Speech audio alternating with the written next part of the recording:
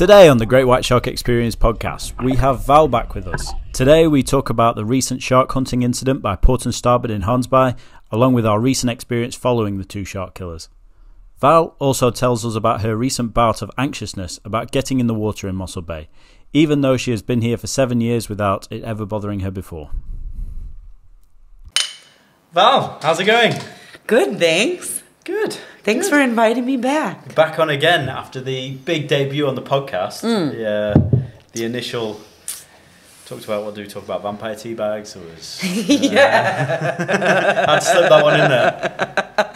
Yeah, we talked about tampons. Oops. There was a lot. It was a roller coaster. Yeah. It was good though. Yeah. Enjoyed it. Do you know what's crazy? crazy? And that's why you're back. It is. I'm back. Guess who's back? Back again. Oh, that song was made for you. You think? Oh, definitely. Especially on a boat. I wish I could sing it and it mean a white shark was back. All right, in like 3 months. How many days has it been now without a white shark? How many days has it been? Like, resident... that's a good question. When did Port and Starboard come through? What day is it today? It's Friday. Friday. When did we go out on the boat and see them? Was it Sunday? It wasn't Sunday. I don't actually know. We actually need to count that week? back. It's about a week, isn't it? But we didn't get sharks. There were sharks in the bay because we saw them on drone, but we didn't get sharks for about 5 or 6, maybe 4 or 5 days before that. They just weren't coming to the boat. So, I mean... They were there. Technically, we saw them from the drone. They just, didn't take a pass by us. Yeah. So, yeah. That's no. gnarly. So, it started out as a good year. And then, the old friends Port and Starboard came back, taking us a nosedive out there with my nana's funeral.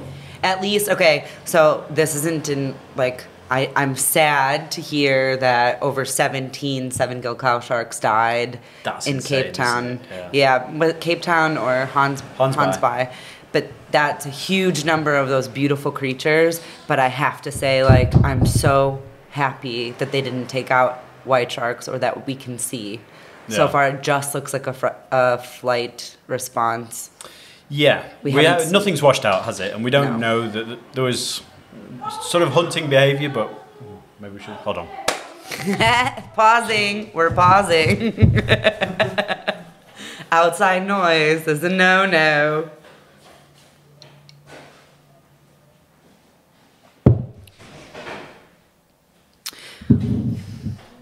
Alcohol reduces driving ability. Most recently? Yeah. That was a week ago today, I think. No shit. So a week ago today. Was it a week ago today? Fact checker. Friday, I'm pretty sure. Fact check. Okay. I might just put that in for shits and giggles. Yeah, we should. Yeah, so a week ago today, Port and Starboard came through. But now they're back in False Bay. Yeah. Are they? Spotted in False Bay today. Is it? Thank goodness. You guys can have them. Keep them. Don't bring them back here. We don't want them. No. It's getting too much. We don't like them. The sea pandas. Trash pandas of the sea. It was when? Saturday. It was Saturday. A week so it's tomorrow. Friday, a week tomorrow. It was a really cool experience to see them, but I still blame you because you always wanted to go on your Norwegian getaway to film orca. Now you got to skipper near them, but that's it. You brought this on us. I started out trying to find orcas, trying to work with orcas, and then now all I've got is orcas. I don't bloody want them. No. They've decimated an industry. A whole ecosystem. Yeah. Whole species. Yeah. Multiple species. Yeah. It's getting out of hand. I think the knockdown effect of what's happened too is obviously because it's a once-in-a-lifetime piece of footage that Christian Stropforth caught, our drone fanatics. People. So that was the original orca killing the great white shark. Yeah, of the final, the actual proof that it happens, the moment, which vindicated Alison Towner so much, and everything that she's been saying. That people just said there's no proof, you can't just draw those conclusions, yappa yappa. But then he caught it. But the issue now that we're struggling with in ecotourism that I think I'm seeing is people are only seeing that article or that clip now, and they assume Mossel Bay is sharkless. And it's hurt us when we've had sharks. Yeah. You hear like the common conversation that the office ladies have while trying to book trips is, oh, but you guys don't have white sharks. And that's like, that news spreads like wildfire when we had white sharks that were cooking. Right now we don't have white sharks, but for only a week. Yeah. But for almost 8 months, people said we didn't have any when we had. Yeah, no, we definitely, this whole season's, well, last year was the worst shark year, wasn't it? And yeah, it was definitely a slow year client-wise as well. There were people still coming through, and the boat was pretty much full most days, but it's only half capacity at the moment, still because of COVID. Yeah. So you've gone from a whole industry that was decimated because we were all locked inside for 2 years, back to back then with shark killing orcas coming through the bay every few months and scaring all the sharks away. So yeah, it's been a rough ride for the great white shark industry, especially, well, here particularly, but False Bay and Gansbaai as well. My heart goes out to them. Like I really understand what they've gone through, but the fact that so many of them have shut down, and the ones that remain struggle, but they get bronzies at least. Yeah. They get bronze whalers. For now, I'm not saying Port and Starboard won't go after them and then drive them away as well. Well, they have been seen hunting bronze whalers, haven't they? So they could be there. But they don't seem to have the same flight response as great whites. No, they don't. Pretty smart great white sharks, aren't they? Yeah, they leave. They leave. They don't go. They don't stick around. They're like, I'm off. Fuck Bye, this Felicia. shit, I'm out. Bye, Felicia. Yeah. Gone. Yeah. Nope. But it is interesting to see. Big panda dolphins coming to eat you. I love them. I don't particularly love Port and Starboard. I think watching orcas hunt is something like really fascinating. Yeah. When you see a seal trapped on ice and then they go together to create the wave and kick them off the ice. That it's brutal, but it's also really fascinating and shows how intelligent they are. Yeah. But I just wish they would fuck off from here. Yeah, it's weird, isn't it? Because there's also orcas have got this such strange behaviour, and they're obviously incredibly like complex creatures. Like for they sure. have. One's just been seen. I'm not sure where it is, but it's just. Is it a pilot whale, or one's just taken the calf of a pilot whale? Is it a pilot whale? I thought it was a grey whale. No, it wasn't a grey whale. Should have researched this before we started. Yeah. We can look into it, though. Oh, yeah, do you have a phone? I do. Google it. Oh. Hold on, please. What is... It's a what? A juvenile beaked whale. A juvenile beach whale. Beaked whale. A juvenile beaked whale. That said beached whale. Our fact checker in the corner there, Lacey, doing a marvellous job. So yeah, a juvenile beaked whale. Don't need this anymore. No. So yeah. But then there's this theory that it stole a beaked whale. What's that? Is that like a snack on the road, or how do you is it like mothering it now? I don't know. But anyway, yeah. There's all these theories. I haven't even heard of this story. There's all these theories banded around at the moment, and nobody really knows because they're so intelligent and they're so complex that even compared to human beings or even something as smart as, I don't know, elephants or whatever, they're incredibly clever. And they say, like, obviously humans use the least percentage of their brain, like, especially compared to even just a dolphin, and obviously... Yeah. It just goes to show you they are, when people say they are the apex predator of the ocean, they really are the apex predator of the ocean. Yeah. White sharks don't hold that much against, like, yes, white sharks are incredibly intelligent. If you go back to Sasha Dine's paper about the interaction of the whale entanglement, where it was feeding and that kind of thing, but then there's also a documentary that Ryan Johnson was a part of, but it shows different things of how a white shark will hunt and hold the head of a whale down after bleeding it out. Really? Yeah, so they know exactly where to bite to bleed a whale out, but obviously it's a dangerous endeavor to do it because the whale still has so much power, but in an entanglement or something like that, just the fact that they know that whale's head has to go underwater and then it'll be their prey.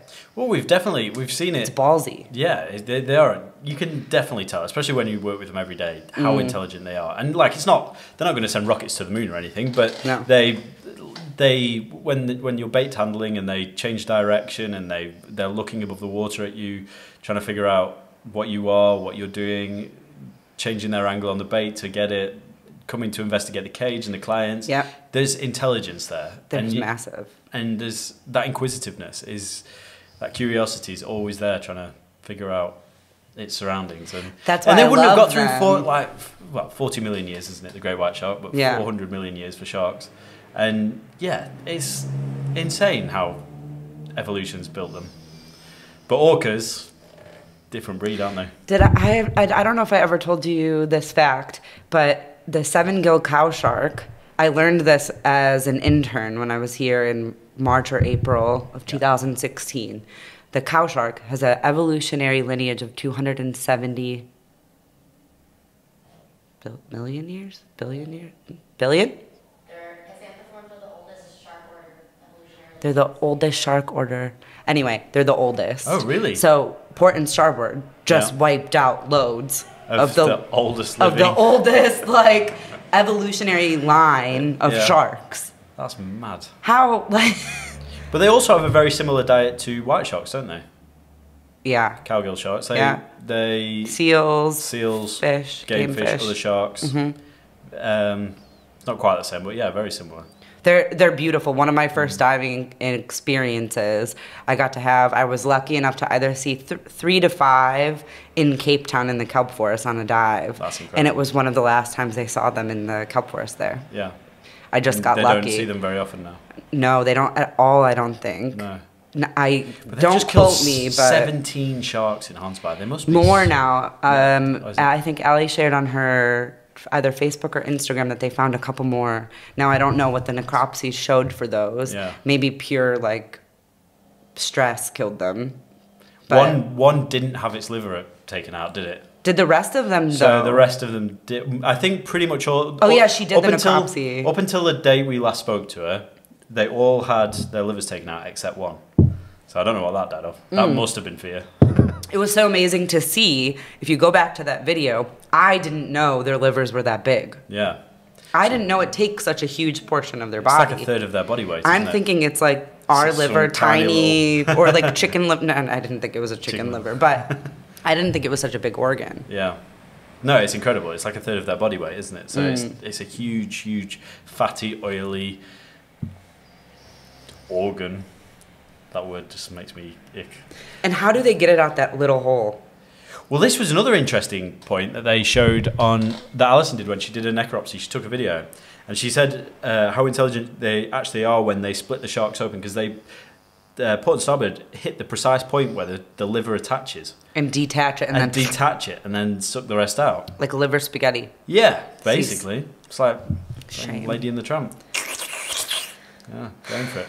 So they each get one, or do you think they rotate sharks? Do you think they split them? I don't know. Like a Vos roll? I don't know. I don't know. But I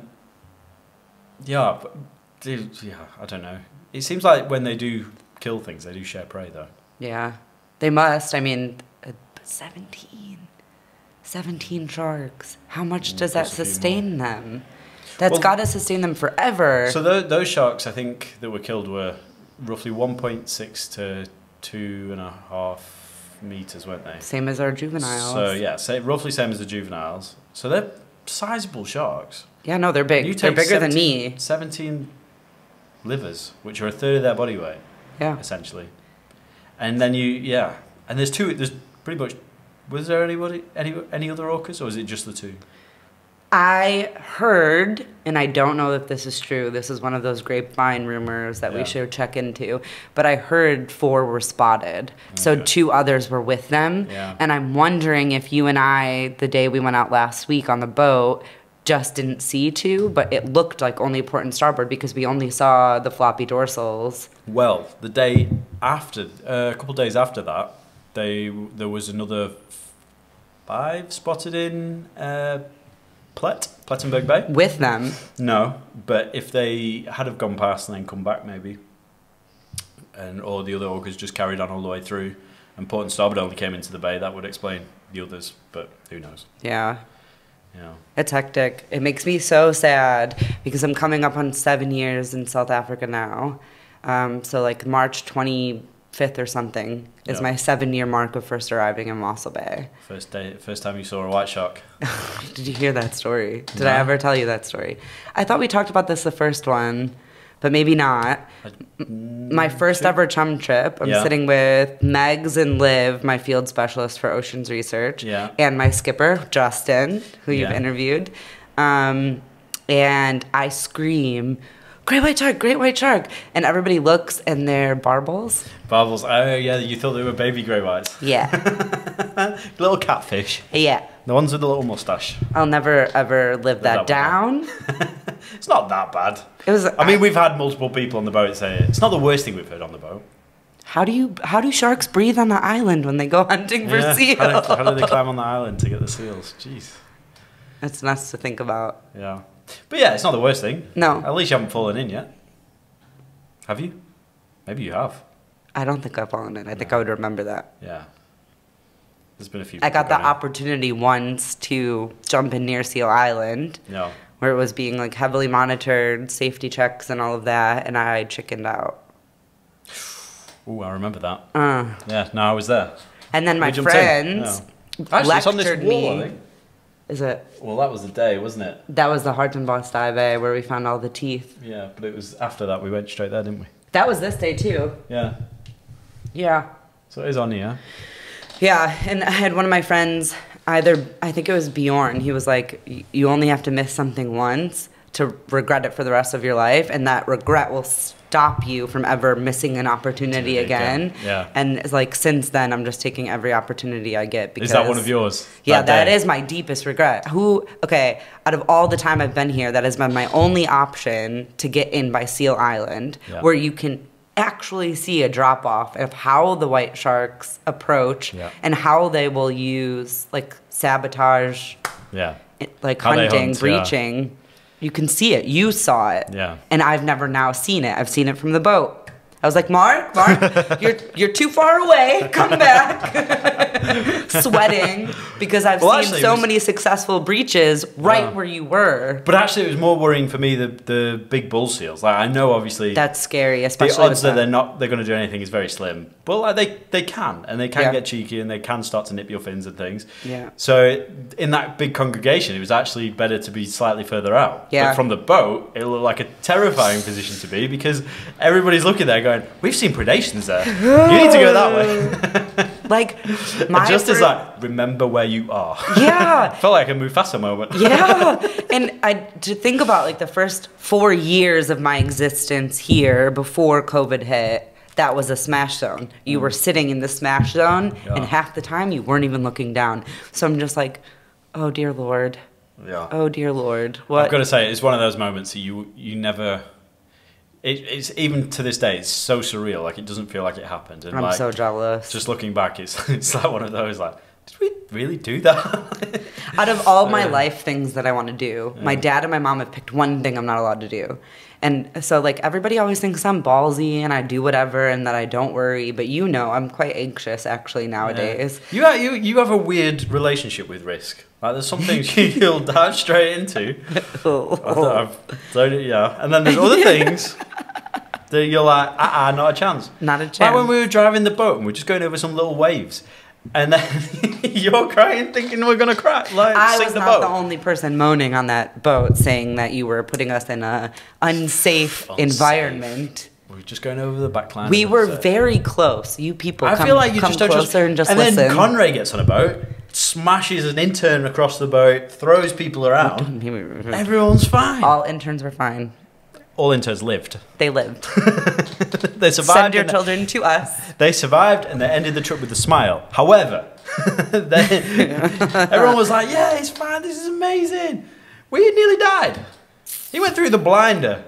You kept driving over kelp.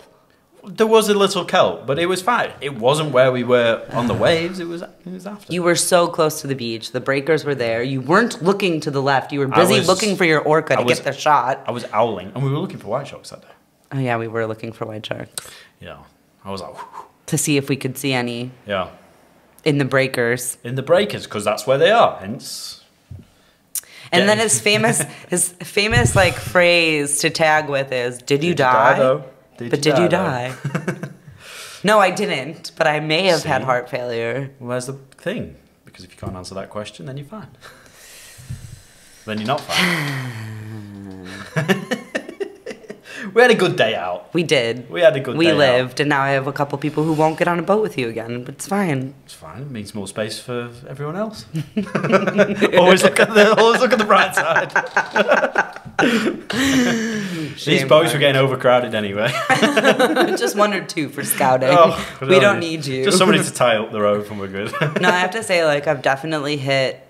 It's one of those weird things now. I'm getting out of being anxious, but I get messages from people back home, family members, friends, sorority sisters, people I went to university with, all these people. You're so brave. You went after your dreams and this and that, but they don't get to see the day-to-day anxious ball I've sort of become. And yeah, it, like, sort of happened over a period of time, but I can feel myself getting out of that. Like, you let so many opportunities pass you by because you're nervous. And part of that for me was like getting my rescue diver, and getting back in the water and going on more dives. Unfortunately, sometimes like admin takes over for me, but it's like this balance between fighting my own brain and just doing something I know I'm going to be fine doing. But it's like that, I don't know, I wish I could explain to them, just because I do it and I've done it for so long doesn't mean I don't have fears. And well, this is it. Well, when I first came, fearless. We did fearless, but you also took me on my first surfing trip right behind Seal Island. Yeah. Now I haven't been in the water in like. And now, but you still dibble dabble. Yeah. But the fear's there a little more, isn't it?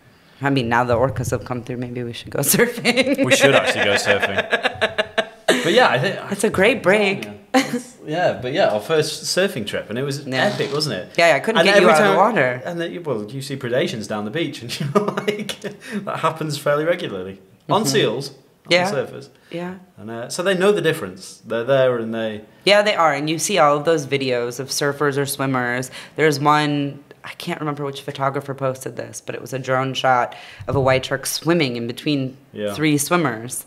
And the one guy clocked it and nobody else did. Yeah. And the white shark left them alone. And I'm not saying now go up to a white shark that you know is there. I think that's dangerous. Especially with no fins, no mask, like no precaution. Well, this is the thing. Even now with drones, the amount that you're seeing is gone through the roof. But they've always been there. Always. And they're in the breakers. Yeah. We forget, like, it's a highly oxygenated area. Yeah. They have to do less work to be there, to breathe, to just survive. They just chill there, sunbathe, and get lots of oxygen. That's it. It's less like. So when are we going surfing? Let's go. Let's do it. Get the rocket. I'm eating my words now. Can we actually go take the rocket? Just we can. We're just going to have to, like, make sure there's not high wind. Otherwise, it's going to open like a tuna can. The whole roof peel back with the board. See you later, board. The rocket. Yeah. I tell you what, that's one picture that needs to go up here. Is the red rocket. Yeah. Every intern has had. The red rocket experience. Yeah, no, there's no red rocket. I'm offended. No. There's a black beauty. I'm sad. Yeah, there's a black beauty. But no red rocket. Yeah. My car, we call her the Red Rocket. She's snazzy. Small patches of rust. Small what would you say? Patches. As in the roof's barely connected anymore and could peel off at any point in a high wind. It's possible. Subaru, if you want to give me a car for free, I'll rescue penguins in it. Plug. You went for Subaru. I want a Subaru. Okay. Now I want a Subaru Forester because, now listen to me here. I can go anywhere. It's high enough off the ground. You can go to dirt road as well. There's enough room if you fold down all the seats to fit a dead shark in if you have to do a necropsy or take it anywhere. I can tell you now, if I ever get a new car, it ain't having a dead fucking shark in it. I smelt one of those before, and that smell doesn't come off for weeks. Didn't you get what happened when you guys were carrying that shark off the beach? Didn't people walk over you with the shark? Tell us that story. It got dropped on me. Oh God, that shark. Yeah, this dead shark. Yeah. Yeah. Well, it was sort of my own fault. It wasn't really their fault, although they didn't really stop either. So obviously, there's like all these people trying to drag this shark up. When we'd made the mistake and we carried it head first, which you're supposed to carry shark's tail first if you're going up the beach because it's a lot easier. Anyway, so we carried this bloody thing head first. Everyone's got a patch and there's no more space. So to help, I grab the head end, the tarpaulin over the head end, under the head, and start pulling, but I'm running backwards now. Which is fine, it's going in fine. the sand. In the sand. Obviously, I can't see where I'm going, expecting someone to tell me if there's anything behind me. Nope. I hit a stick or some patch of sand or something, fall over backwards. Obviously, everyone else keeps running forwards. Dead shark just comes over the top of me, and like this thing was like 400 kilos as well, like, and then just like rolled off me, smearing me in like bodily fluid. Decaying carcass. How long did you smell after that happened? Honestly, I don't know if I did smell or if it was my brain playing tricks, because I could smell that for weeks after, and honestly, it never went. Oh, I can't even just like thinking about it.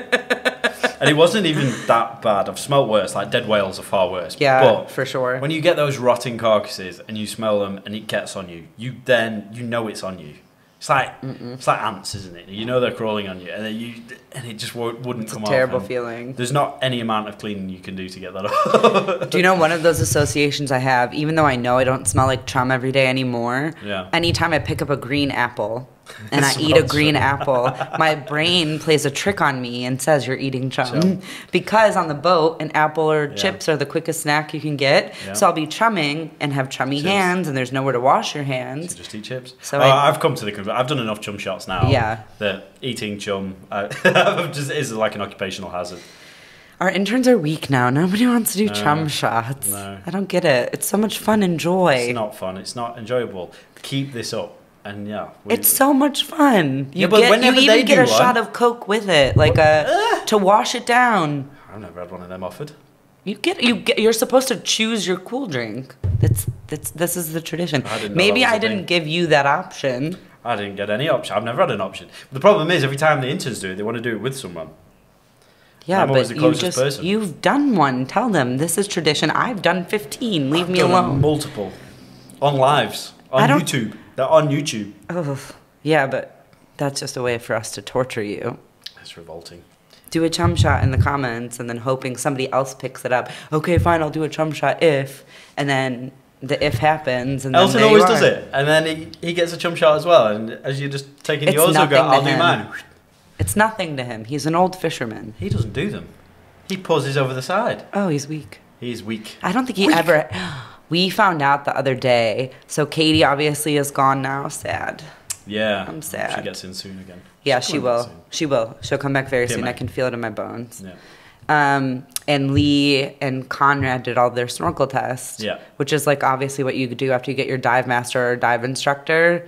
And you have like this mask that's taped up so you can't see out of the front of it. And they pour drinks and eggs and whatever down your snorkel. It's mildly hazing, but it's legal with consent. I'm not sure there's any consent. There is consent. They know. They could back out of it if they really wanted to. But I found out Mr. Elton Polly has never done one. Never done a snorkel test. Never. And was the one cracking the eggs and pouring the hot Never. Hot sauce And down. the Tabasco. You were right there with him, buddy. I've got video footage. He has to do one. I know. And you're going to have to do yours soon. Yeah, soon. When's your DM coming, Val? What are you on now? I'm on to Master Diver now. So you go Master Diver, then Dive Master. Yeah. Master Diver is by far the hardest course I've seen in terms of theory. There is a lot of figuring out different equations and using your dive table differently. And there's a lot. And my brain is sort of muddled, but I'm not afraid, so. Good. No, it's good. Yeah, the fear for diving is gone. Even the deep dive. Even the deep dive. So we've got surfing and diving. Surfing and diving.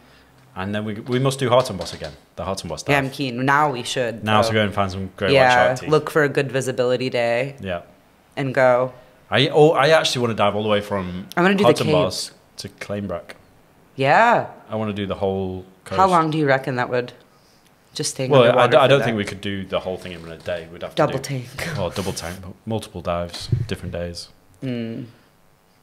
Because it's an incredible opportunity, especially when the sharks do disappear. It's not often you get the chance. It's not like there's not risk still, though. There are other shark species in the area, like mako, and bull sharks have been seen. Bull sharks now, apparently. Yeah, supposedly. What? Okay, that was a real thing, though. In the next bay over, they did catch a bull shark. Yeah, that's scary to me. Why?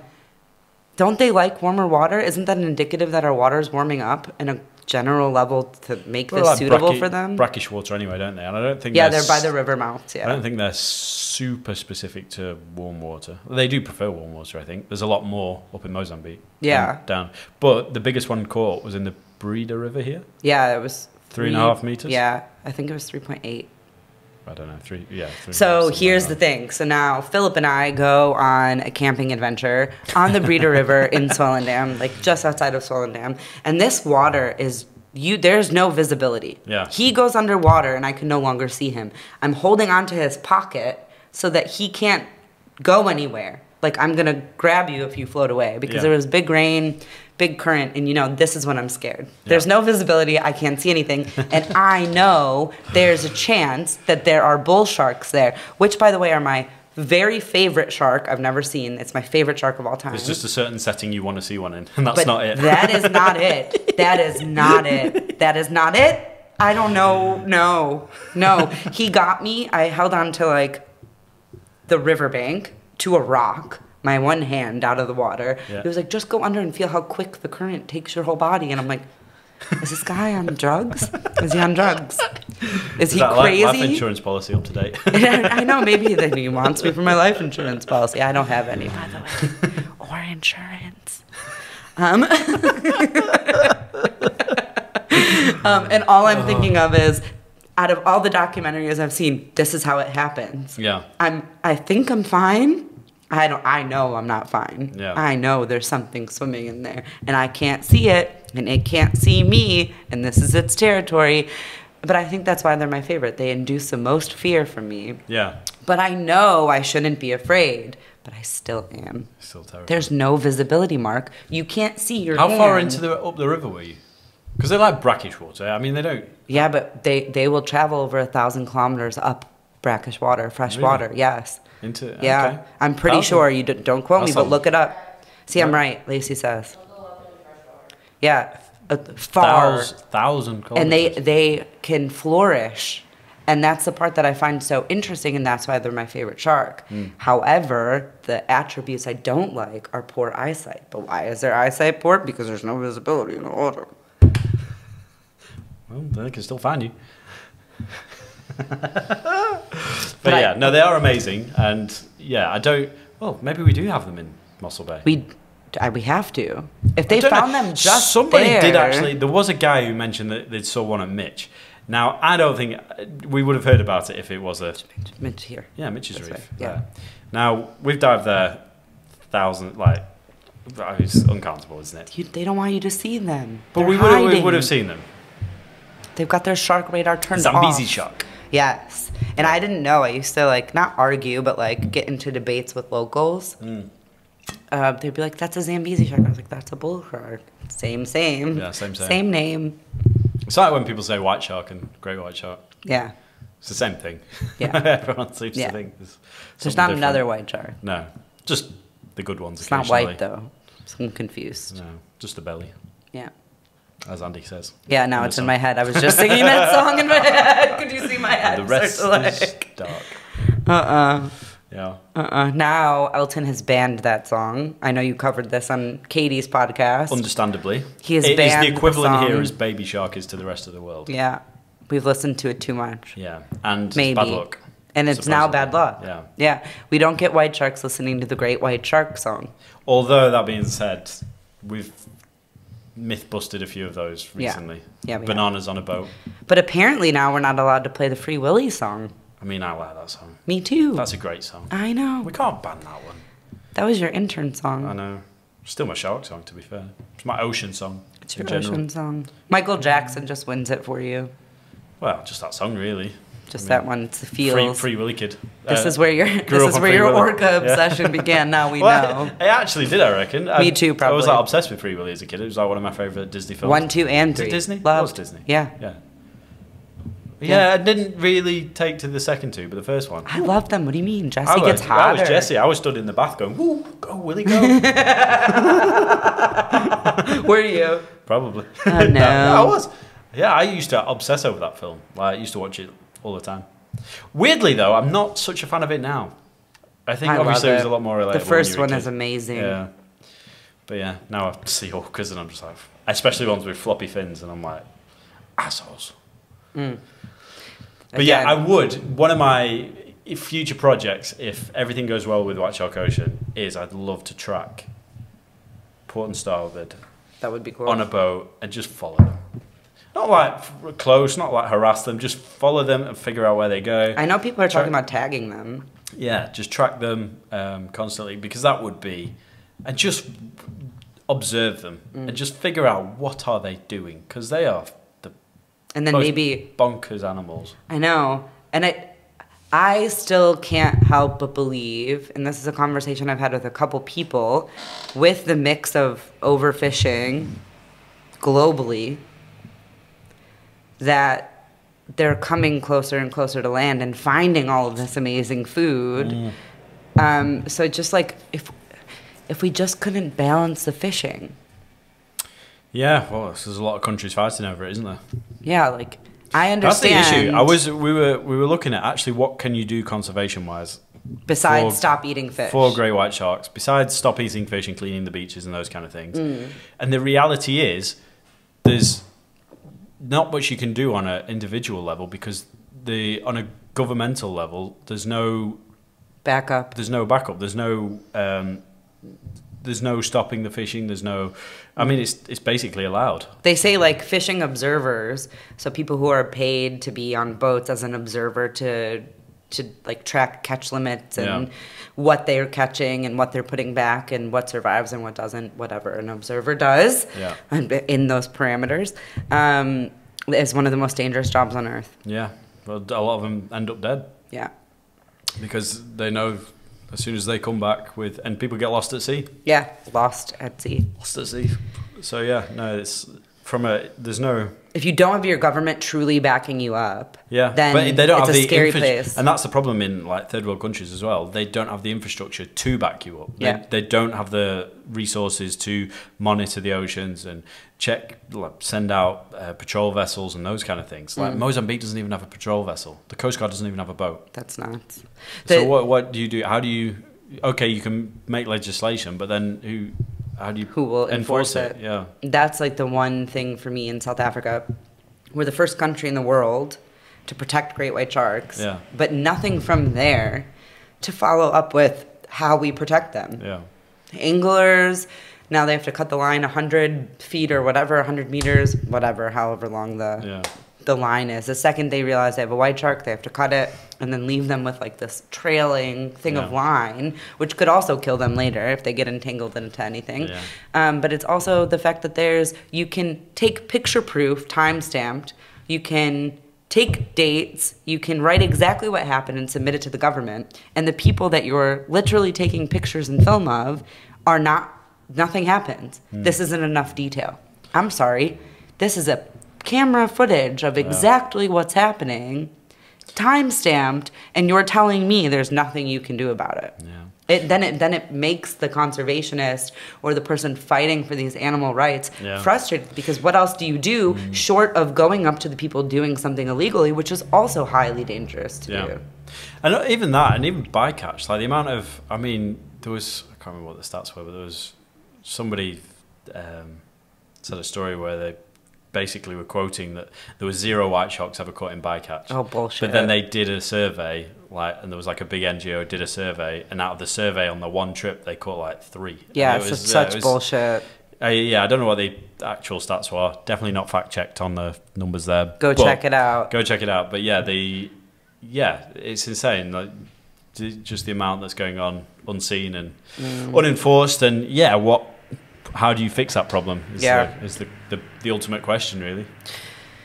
But and this is the thing, like Elton said it best, like this is the first argument of like why don't use plastic bags, take your reusable bag, whatever, but they're not going to stop giving plastic until the government puts those measures into place. It's got to come from like a legislative type of thing. So if we're talking fishing and we're talking overfishing, and now animals that would normally be deep sea predators are now coming into our shores, decimating populations of sharks that are already endangered or threatened, what can we do to reduce fishing in areas. And I know people talked about, and I know this is in place in some areas as well, where you rotate fishing grounds. Yeah. You go here for this time period, you go here for this time period, and here for this time period, because the ocean has shown over a course of time it will rebound. Bounce back, yeah.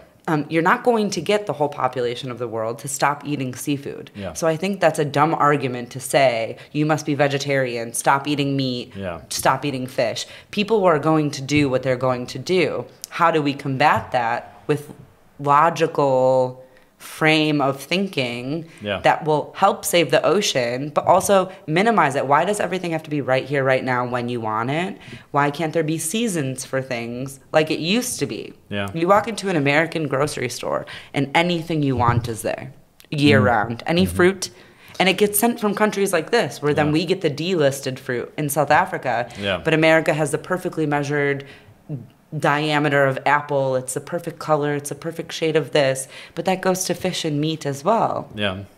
How do we get the overall thought process to be take only what you need? Take only what you need from this earth and give back somehow. Yeah. It's it's supply and demand, isn't it? It is our society. It's a capitalistic thing. But that's sort of like where my heart is sitting. But it's also somewhere that I needed to take a break from for a really long time, because nothing makes you go insane besides beating your head against a wall and no one caring. Yeah. But that's also a thing, because I'm not anti-capitalist either, because No, I me either. think those people need to make money and people need to feed their families, and you obviously don't want communism, and you don't want, there's a few other ideas pitched here and there, but they don't solve all the problems. And capitalism isn't perfect, but it allows people, and especially if you have the morals in place, and somebody who's leading it can do amazing things. Yeah. If they're a person who's trying to do good things, it can work really well. Obviously, there's going to be challenges, but there's got to be some kind of hope somewhere. I don't know what it is, but that's what I keep thinking too, is like the level of education of the fact that plastic straws are bad should not be news to anybody. The plastic bags are bad, but it is. Yeah. So at what level of education are we failing, and in what countries, and what can we do for, like, if people don't care about that stuff, how do you get them to care more about? Well, that's it. But you can't ask somebody in a third world country to care about plastic bags. Correct. If they're struggling to feed their family, they're not going to give two tosses about. Exactly. And that goes back to the same argument is you can't blame the fishermen on the fishing boats, because a lot of them in some vessels are actually held captive and like working slaves. Yeah. So you can't blame them for what they're doing for needing to feed their families either. Yeah. There was a fascinating argument. It was on the climate change thing the other day, and the guy said the UK makes up 2% of global emissions. So if the UK was to sink into the ocean tomorrow, it isn't going to make a difference on climate change. However, the climate change argument is going to be decided in Africa, in Asia, in South America. Yeah. And how do you get people who are on the breadline to care about climate? If you're looking at the overall, if they're literally living day to day, how do you get them to care? And that's the fight. That's the problem. I know China, or at least the news clippings I've been reading, is making big advancements towards becoming greener, which definitely helps. So that it's a start, but all of these are like a little too late. And you're right. How do you get continents of people to change to care? Behaviors. You can't even get, you talk about like third world countries, you can't get America to give a shit. No. People in general care there, but our politics do not show it. No. What's a written law doesn't show it. Politics and behaviors as well. Like, people do care and they actively know that they care, but they'll still take the car to the shop. Yeah. They'll still eat the meat that comes from the Amazon rainforest rather than locally sourced. They'll still eat the whatever it is, still use the not recycle properly or whatever. So it's one of those, like, it's all good and well until it impacts your day-to-day life. And it's a tricky one, and sharks are also on that list, and 100 million sharks a year. Well, probably more now. No, it's got to be more now. That's such an old stat. I think it was 200 million. It was 2013, wasn't it? What was it, like something every second thousands of sharks die. Yeah, something like that. Yeah. Every second or minute or something ridiculous, and it adds up to this huge number. Yeah. And people say, oh, well, why should I care about sharks? That's a nuisance shark. That's a this shark. Yeah. Well, but they don't realize, like, the imperative of their role in the ecosystem. Like they're... Yeah, Australia are bad for that, aren't they? Yeah. They seem to be culling a lot of sharks at the minute. There is an amazing documentary called Envoy. Okay. ENVOY, that's Envoy, right? And it's a group, a society or something in Australia that asked the government for records. Anybody can request these records, and they have to send them. And it's of the shark gill nets and drum lines all over Australia. And what it's doing is actually bringing light, because the government released it, but obviously didn't realize who they were releasing it to. And Shark Girl Madison is part of this endeavor. And it was released already a year or two ago, I think. And it shows what happens when they catch a shark on the drum line or a shark net. The fishermen that are going collecting or removing bodies from the nets, sometimes there's live sharks and they like shoot them. And they hack off whatever, or they're brutal. So that mentality, I guess it goes back to sharks are monsters. In every media profile you see shark attack. Monster shark eats surfer. And I understand, like, we're versed in hearing that they're monsters and trying to correct that storyline for them. But the rest of the world still sees them, and even I'm afraid of them. But the rest of the world still sees them as monsters, but really that's their habitat. So I guess it's still to make people aware that they're not monsters and show them a side that they can love, get them familiar with a species or sharks in general, and show them the benefit that they play in the ocean rather than the terrifying portion. Like, even we at White Shark Africa can sometimes have a flair for the dramatic when our bait handler is moving, Eric, or whoever's on the bait at the time, and they start breaching. That shows like a scary behavior. You would be scared if you have to put yourself in those shoes and think, if I were in that water right now, this thing would attack me. So it's hard to change that frame of mind and say negative shark encounter or shark just doing what shark does is a shark. But I also have the opposite point of view. Is like, why do you love sharks? I just think they're amazing creatures. As opposed to, let's pick something that's equally, like a hippo, or like a rhino.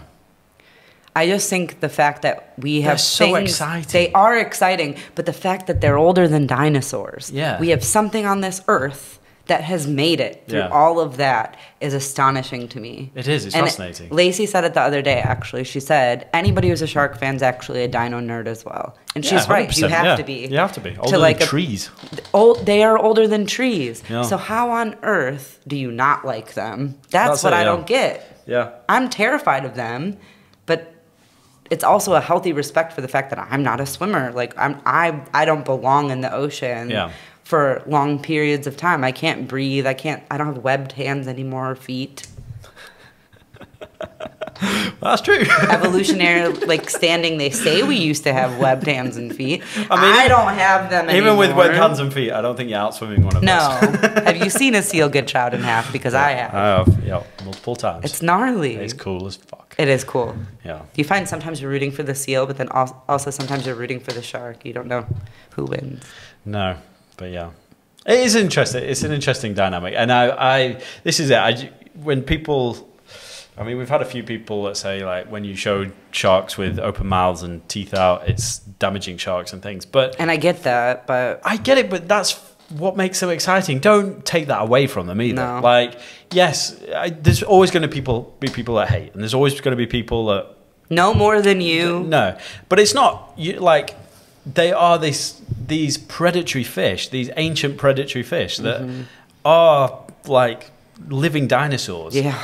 And you get to witness that, living and breathing. Like, it's great. You could go and swim with a tuna, but it's not the same. No. Like, they are pretty cool, though. Tuna are amazing. And if you actually get to see one, they're like a fucking lion. They're huge. I know. They're big. The tuna that I saw underwater was bigger than me. And they are also predatory fish. But the fact is, you love great white sharks, or you find great white sharks fascinating because they are these iconic animals that are basically predatory hunting machines. Yeah. And they're not what you see in the media. They're not these man-eating monsters and killers and will chow anything. But they are amazing and they are incredible in every single sense of the word. I know. And I'm actually assuming you probably get a lot of hate on your page. Oh, 100%. And don't get me wrong, cage diving's hugely controversial. It is. And I get it. And people hate on Ocean Ramsey as well, and I get it. But the reality is... You're spotlighting. If you don't show these animals, nobody's going to see them and nobody's going to care. Yeah. I want to find the people who are on the fence, not the people who hate them. They're always going to hate them. You've already made up your mind. The people who love them are going to love them. The people who are on the fence, I hope I get to show just that side of them that's a little different. Show the exciting side, but also show the calm side that's chilled, and also on the podcast, show the people that are doing amazing work with them. Yeah. And that for me is what it's about. Like, it's not. The sharks are incredible, but it's also the people that you meet around the shark world that's fascinating. Yeah, and some people are like sharks themselves, which is fair. Like, it is part of the environment. Yeah, there's definitely a few snaky sharks. Snaky sharks. You just have to be careful in the waters you swim. Yes, correct. And if you're like Callie and oh my gosh, why am I? Callie and Dottie. Yeah. Then you swim together. Yeah. They were amazing sharks. Yeah, I love them. But anyway, I think we're at the end of our time. So I just want to say thank you very much for coming on again, and we'll do it again soon. Definitely. Always Cheers. fun. Thanks, friend.